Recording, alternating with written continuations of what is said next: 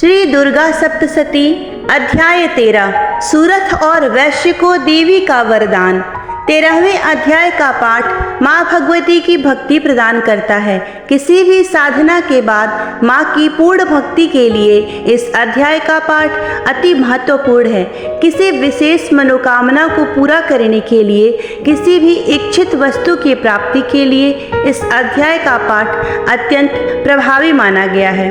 माँ का ध्यान, जो उदय काल के सूर्य मंडल की सी कांति धारण करने वाली हैं, जिनके 4 भुजाएं और 3 नेत्र हैं तथा जो अपने हाथों में पाश, अंकुश, वर एवं अभय की मुद्रा धारण किए रहती हैं, उन शिवा देवी को मैं ध्यान करती हूँ। महर्षि मेधा ने कहा, हे राजन, इस प्रकार देवी के उत्तम महात्म का वर्णन मैंने तुमको सुनाया। जगत को धारण करने वाली इस देवी का ऐसा ही प्रभाव है।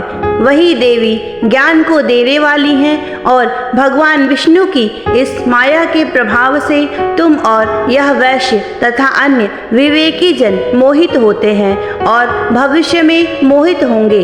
हे राजन, तुम इसी परमेश्वरी की शरण में जाओ। वही भगवती आराधना करने पर मनुष्य को भोग, स्वर्ग तथा मोक्ष प्रदान करती हैं। मार्कंडेय जी कहते हैं, क्रौष्टुकी जी, मेधा मुनि के ये वचन सुनकर राजा सूरथ ने उत्तम व्रत का पालन करने वाले उन महाभाग महर्षि को प्रणाम किया।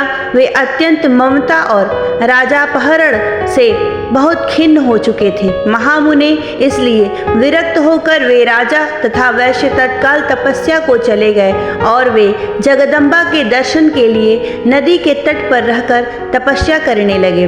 वे वैश्य उत्तम देवी सूक्त का जप करते हुए तपस्या में प्रवृत्त हुए।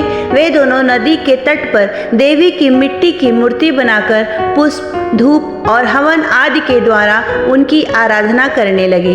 उन्होंने पहले तो आहार को धीरे धीरे कम किया, फिर बिल्कुल निराहार रहकर देवी में ही मन लगाए एकाग्रता पूर्वक उनका चिंतन आरंभ किया। वे दोनों अपने शरीर के रक्त से प्रोक्षित बलि देते हुए लगातार 3 वर्ष तक संयम पूर्वक आराधना करते रहे।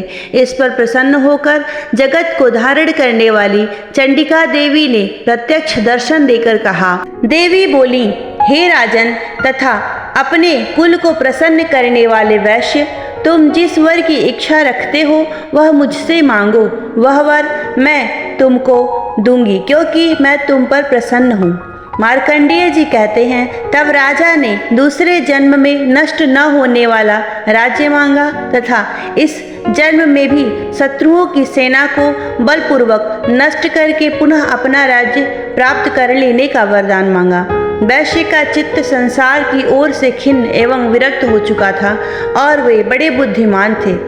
अतः उस समय उन्होंने तो ममता और अहंता रूप आसक्ति का नाश करने वाला ज्ञान मांगा।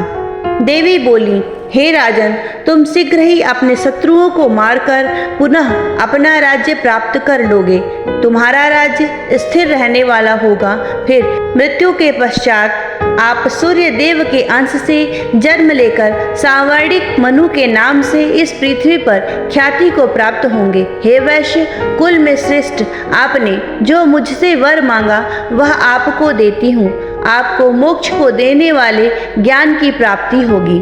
मार्कंडेय जी कहते हैं, इस प्रकार उन दोनों को मनोवांछित वर प्रदान कर तथा उनसे अपनी स्तुति सुनकर भगवती अंतर्धान हो गई और इस प्रकार क्षत्रियों में श्रेष्ठ वह राजा सूरथ भगवान सूर्य देव से जन्म लेकर इस पृथ्वी पर सांवर्णिक मनु के नाम से विख्यात हुए। इस प्रकार श्री मार्कंडेय पुराण में सांवर्णिक मनवंतर की कथा के अंतर्गत देवी महात्म्य में सूरथ और वैश्य को वरदान नामक 13वां अध्याय पूरा हुआ। जय मां अम्बे।